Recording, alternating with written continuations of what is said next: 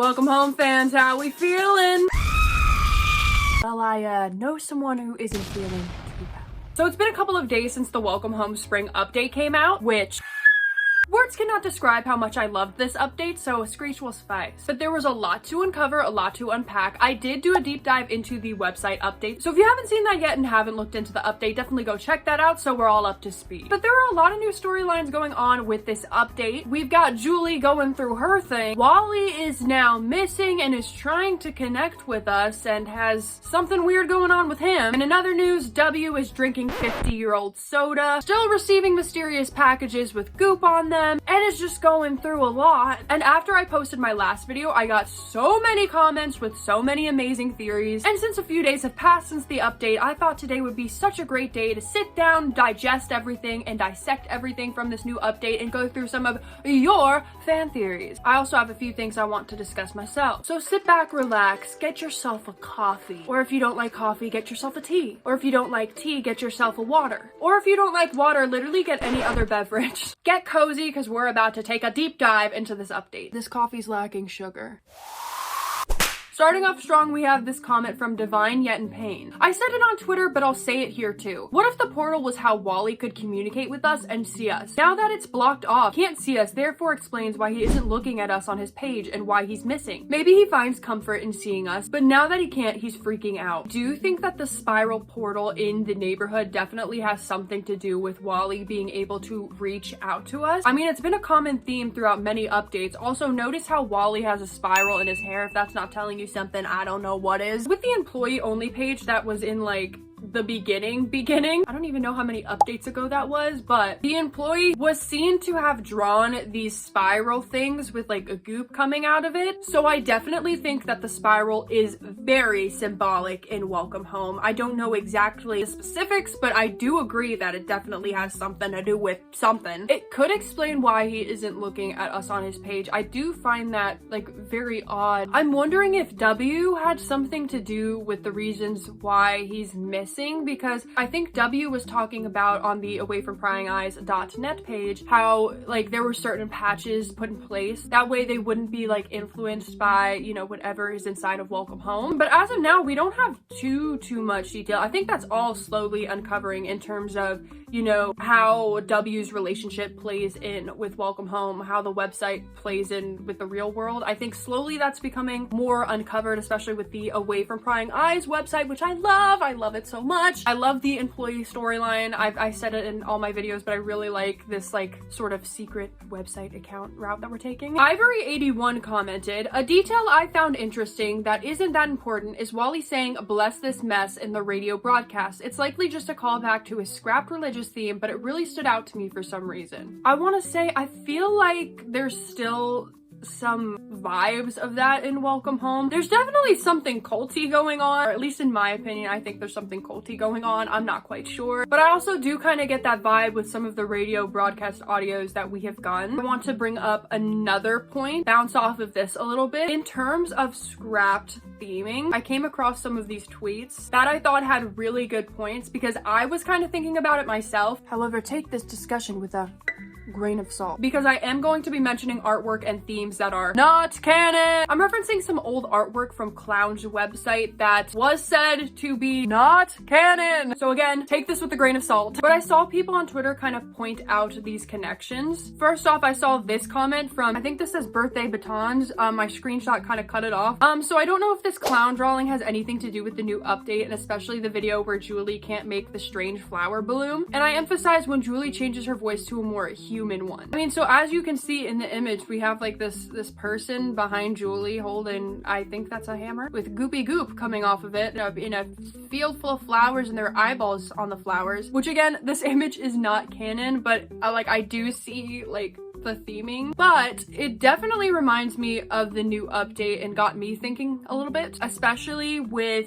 this next post that was a response to the other post. Yes, I'm stealing this from a friend, but I do think that the old concepts Clown did were recycled, especially with the blue flower is supposed to be Wally listening to Julie's bad thoughts. And I didn't notice that the flower in the video looked extremely similar to the background on the Wally broadcast. And listen, that's canon, all right? That's canon. There are similarities here. And Wally did come in at the end of one of the audios and was like, "Are you sure all that really happened, Julie?" And I don't know, and then the audio just cuts out. After, you know, she was having this whole panic attack because she couldn't make the flowers freaking bloom, which, is this a coincidence? I don't know, but the background looks so eerily similar to this flower. And the eyes on the flower, which is commonly associated with Wally in the concept art, the non-canon art, makes me wonder if this concept was carried over. Again, when referencing the non-canon art, take it with a grain of salt. As I mentioned in the audios where Julie is freaking out over not being able to make the flowers bloom, she kind of switches in between a more human voice and her normal, like, "I'm Julie Joyful," like, voice. That was horrible, I'm sorry. Which I don't know if it is that there are souls trapped inside of the world of Welcome Home or what, but it could be that the soul who is behind Julie is freaking the frick out because she's not doing what she's supposed to and is afraid of getting punished. And the "did all of that really happen" is like, oh, is she just like human? Is she puppet? Like, did all this puppet stuff actually happen? Like, what's her real life? Do you know what I'm saying? Is any of this making sense? I don't know if that's for sure. So again, grain of salt, but that's just a thought that I had. It could also very likely be, you know, her putting on a performance for everyone. Like, this is how her character is supposed to be, but deep down inside she's like panicked that she's not gonna be good enough, and then she puts on like this happy "I'm Julie Joyful" voice and everything. Like, in the grand scheme of things, you know what I'm saying? You know what I'm saying? I think you guys know what I'm saying. Also, brief trigger warning for this next comment. I'll put timestamps so you can skip ahead, but I've seen a few comments like this, and honestly, it also crossed my mind. Coordinator5096 says, "I also wonder if all the Frank and Julie shipping," I can't think of a better term for it, no, that's what I would call it, "in the merch could be Frank trying to hide his sexuality or something else trying to hide the fact that he's gay in a lavender marriage-like relationship." Remember the creator of Welcome Home mentioning homophobia being a major theme in Welcome Home. This also was a thought that crossed my mind because when I was reading the Sweetbriar story, I was like, wait a minute. But I also noticed this in past updates too. For example, the home warming update where Eddie Deer was going through it. He was having a time, not a very good one, but Frank was there to help him break out of this sort of state that he was in. And this was only when the puppet sort of like broke character that Frank was really there for him. Hi, Editor Dash here. I just wanted to go into a little bit more detail about what I meant here. But when Eddie is having his breakdown, Frank is like the first one to snap out of this storybook mode and completely run over and be at his side and has like his full attention. And his mannerisms are very different from the entire storybook previously, showing that this is like Frank being genuine as opposed to putting on this performance. So it does seem like maybe this is the case, especially considering the time period that this was made in. It seems like whatever is behind Welcome Home is trying to hide the fact that Frank and Eddie are in fact in love.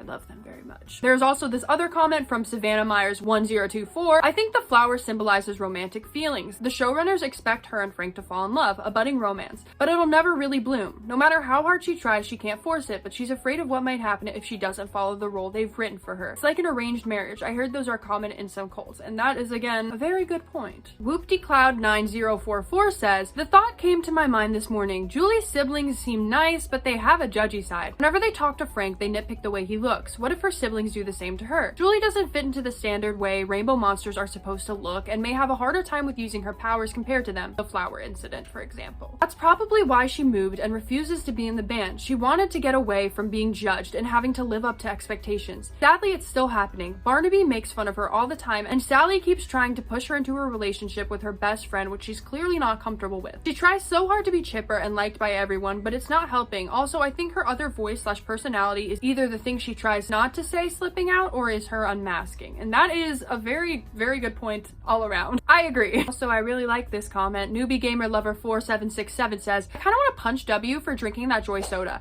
First of all, you don't know how old that stuff is or what ingredients are in it. You already have enough trouble with the black stuff. Second, appraisers typically give higher value to vintage sodas that are unopened. You just drank a whole bunch of value out of that bottle." I'm not quite quite sure how to help you with that.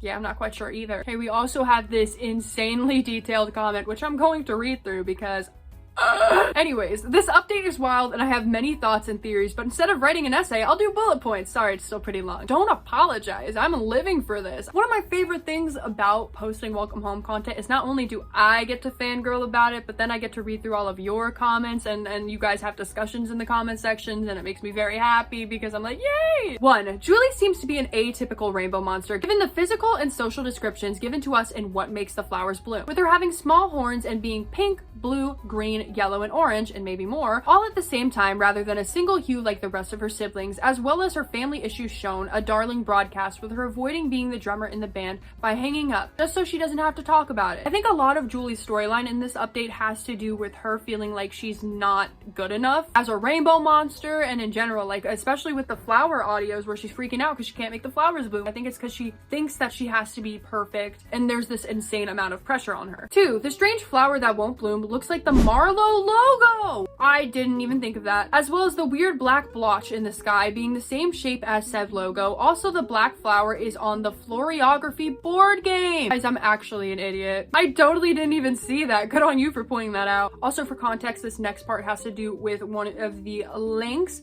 that was found through the Floriography board game, which gave us the secret codes to get to this website. Regard, forgetfulness, silence. Julie seems to be having memory issues. The only other character who is known to have them are Eddie and Wally. There's also a line from the Julie Guide to Being Joyful.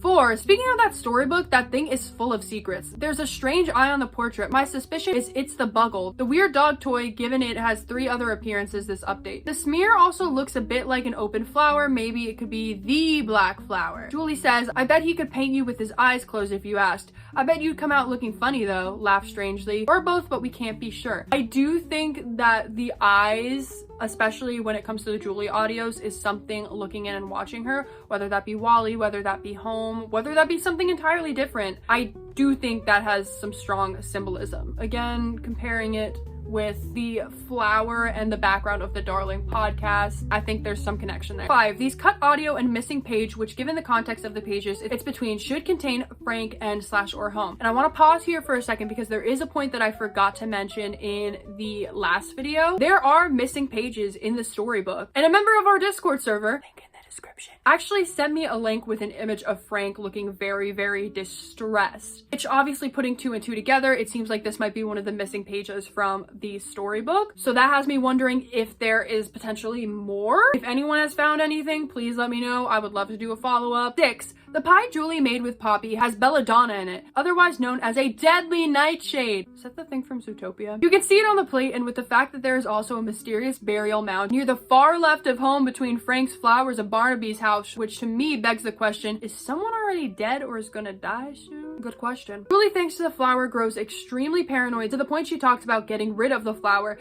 and she's going to get in trouble and be punished and or forced to leave. Let's talk about that. W has themselves admitted to becoming more paranoid, and given we know they have come in contact with the object covered in black residue and Julie has touched the flower with her hand, I wonder if they have the same effect. I didn't think about that connection. Now, when she's scared about like going away, does that mean she's scared about getting killed off of the show?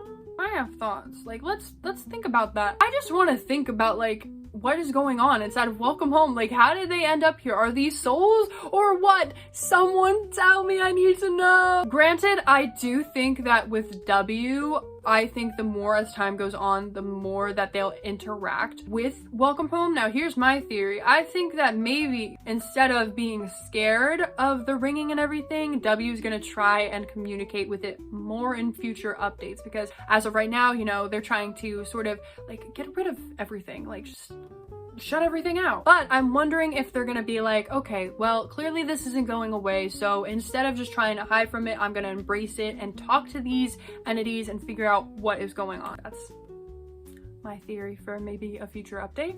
Yes, I think there still might be more to uncover with this update. As I mentioned, there are missing pages. So let me know in the comment section what you think about that. It's so much fun looking through your theories, and thank you all so much for the support on the last video. It really does mean a lot. I get so excited when the Welcome Home updates come out because I love talking about it. It's such a fun project. Everyone involved does such an amazing job. I'm blown away every single time. I know I say that every single video, but it's so true. I'm a puppet loving gal and I love horror stuff, so it's beautiful little mix. If I didn't read your theory, or if you have a theory based off of this video, please let me know in the comment section, because I would love to do another one of these. These are always so much fun. I love having these discussions. I hope you all enjoyed this. Of course, if anything changes, if any new things are found, I will be sure to do an update on it. There's also a few other video topics I want to cover in the near future. I know there's this game called Threadville that came out, which also involves puppets and is also horror themed. That's really fun and exciting. It's totally right up my alley. I've been following the project and it came out like I think the day that Welcome Home updated. I've been meaning to do that also. It's kind of funny how that fell. And I also want to do another video on the Pen Dog Creative Library. If you haven't checked out that ARG, please go look into that. If you like Welcome Home, you'll absolutely love it. And they're doing amazing stuff over there. I've been meaning to cover that new update for a hot minute. If you have any topics you'd like me to cover, please let me know in the comment section, because I'm always open. But yeah, thank you all so much for watching, and I will see you on the next one. Peace out, Brussels sprouts.